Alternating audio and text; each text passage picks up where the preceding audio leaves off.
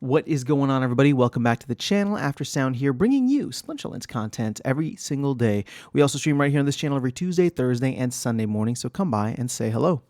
All right, guys, now that we have had surveying out for a little bit more than a week, I thought it'd be fun to go through the Splinter cards, kind of breakdown and analytics here. Again, just kind of doing a little bit of a deep dive into what they have available. So shout out to T-Hawks and Splinter cards. There's quite a few sections here. You have Praetoria, then you can look by region, you can look by player, and of course there is a rich list. But we're going to stay on this page mainly, the Praetoria land distribution. And what's awesome is that you can even dig down into the specific territories. So like Pristine Northwest, Broken Lands, and all that. But we're going to stay away from that for now, mainly because the Great Lowlands and Shimmering Coast are the ones that have not really been claimed. And that's where we're going to start. At the top here, you can see we have surveyed about 70%. So, as soon as the SPS rewards went live yesterday, we saw a rush of people come in and survey their land. So about another 10% came up from the 60% we were at maybe 2 days ago when I did that video. But remaining, we have unsurveyed 15,000, or about 10.5%. And then this is the number that sticks out to me right now. Unclaimed, which is almost 20%. Well, it's 18.6%. Now, what's interesting to me about this number is that there could potentially be land that is lost. So, for people who follow crypto and Bitcoin, there's only ever going to be 21 million, but people think or are estimating that 2 to 3 million Bitcoin are lost forever in wallets that can never be reclaimed, or people passed away or whatever the case is. So in a way, I do wonder, we have unclaimed plots here, right? Almost 20% of plots unclaimed. And that to me says, well, there may just be people who are, I don't know, for whatever reason, not able to get back into their accounts or whatever the case is. Now, obviously, there is a benefit, and I'm not going to go to the market right now, but for individual plots, right? So unclaimed, unsurveyed plots that you could sell in Hive Engine, for example. Those have shot up to 170. I think on the non-card market, they're $180. And if you remember, you could have gotten those for close to $100, maybe $120 earlier this year before all of this land stuff went live. I'm sorry. And so maybe people are just holding on because, the idea of sniping in and seeing a tract or a region that doesn't have a keep or a castle respectively, you may be able to go in and play your chances, right? So we'll probably see people playing that game. I also saw one region, and I believe 4 tracts for sale on the land or on the non-card market. So, that's about 1,400 out of the 27,000. So it's not many, right? But I would assume that those 1,400 and any plots that are actively for sale are probably by accounts that are still active. So, when it comes to the other, 26, maybe we'll just round it down, 25,000 accounts that are unclaimed, I don't know. I mean, I don't think it's going to be that high in terms of dead accounts, right? Or we'll call it burned plots or dead plots. I would be surprised if it was I'll be honest, I would be surprised if it's over 10,000. So I still think we're going to see a lot unclaimed, but as time goes on and as the rewards move forward, right? So first we have the SPS rewards from the proposal from Jarvie to go to surveyed lands, and then obviously the actual playing of the game with 1.5, right? So earning the research tokens and all that.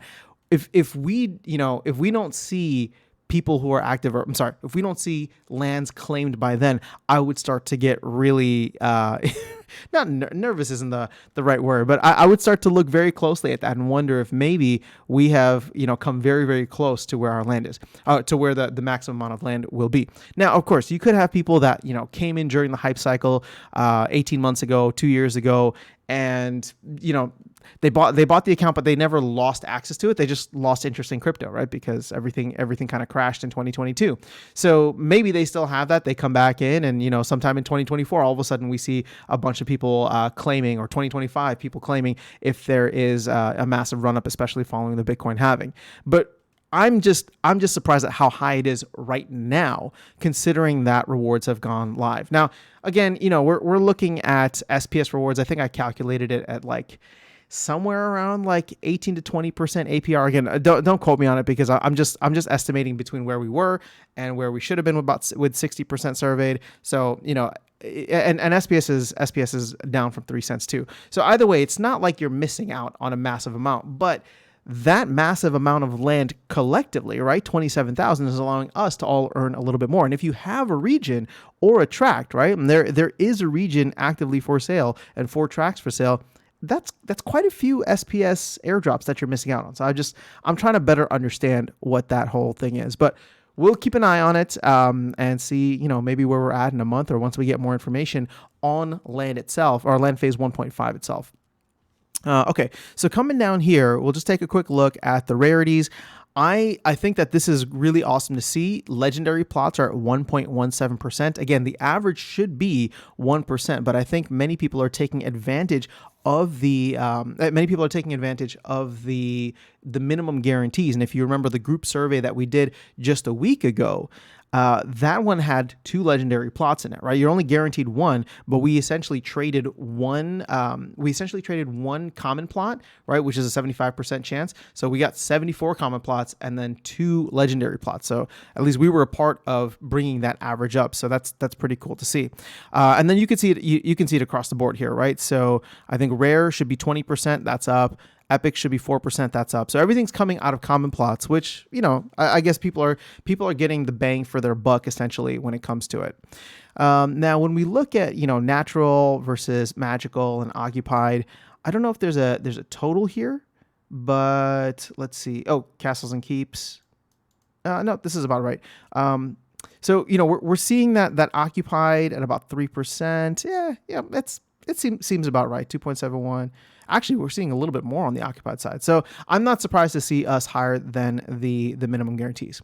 Okay, let's go to the final 2 things here. Now, what I'm interested in, not because I'm buying more plots just yet, but I am eyeing the market just in case I want to grow my digital real estate business, is where are the what do you call it? The opportunities here. Where is their scarcity? And granted, I think there's actually quite a good overall mix or diversification, but let's look at the magical side of things first. So you got fire, water, earth, life, death, and dragon.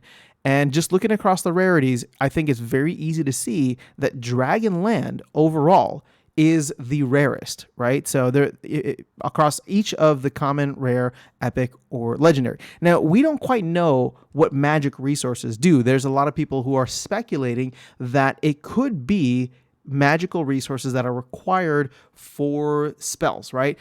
Items will be made from all of the other resources that you have, but spells will require magical resources. So if you wanted to get in, especially on like a specific type that may be rarer than the others, I think dragon stands out significantly more than the others. The only other one that stands out is going to be water, which is at 1,600 on the common plots versus 1,700 across. But again, everything else across the rarities. I guess epics there's 96, but then you got 91 or 29 legendaries versus 21 on death. So I would say the rest of them, the 5 main elements, are kind of well diversified, but if you were going to go for something that was rarer than the rest, it would be Magical Dragon. And then finally, let's go down here to the actual land types, which again, we don't know what resources each of these are going to give. And I wonder if there will actually be some crossover. So for example, right, like maybe forest and I don't know. I like 2 different things, like 2 different land types could give the same resources. What I'm saying, right? So like a forest and hills may both, or forest and jungle may both give wood, right? Or mountain and canyon could both give stone. So this isn't going to be perfect, but if you just want to look at the raw numbers, there's no doubt that mountain is the lowest of the lowest of the bunch here at 6,500 plots total. The next would be bog, which is very close to 7,000. It's about 2 under 7,000, and then everything is like 7,000 and above. So again, I'm not saying go and ape into these things. I'm just saying if you wanted to see where the scarcity is at and where you might be able to have a leg up on everybody else, well, maybe go look at some mountains. Maybe go look at bogs. Again, I'm not doing anything personally. I'm just calling these out because these are the things that I'm looking at. But as we go along and we learn more about land phase 1.5, actually more specifically about land phase 2, right? So once there's a land phase 2 white paper, which I don't know when that's going to happen. I mean, it's going to happen sometime this quarter, right? But I don't know if it's going to be, all right, we get land phase 2 before the rollout of 1.5, or like we get 1.5 and while we're playing with that, they drop land phase 2 white paper on us and say that they're going to start working on it. I don't know what the deal is, but obviously we're all excited about land phase 1.5 going live so that we can start to work our land. But as I start to consolidate, and I shouldn't even say that I'm consolidating, but as people start to consolidate it, because I know a lot of folks who are consolidating, selling land, trading land, all of that. As people start to do that and we start to get more information, it'll be interesting to see how this plays out. Now, keep in mind, there's still about 10% of land that needs to be surveyed, right? That has been claimed and needs to be surveyed, and then another 18% that also needs to be claimed before it's surveyed. But these are just the preliminary numbers after a week, and I'm actually really happy about this, right?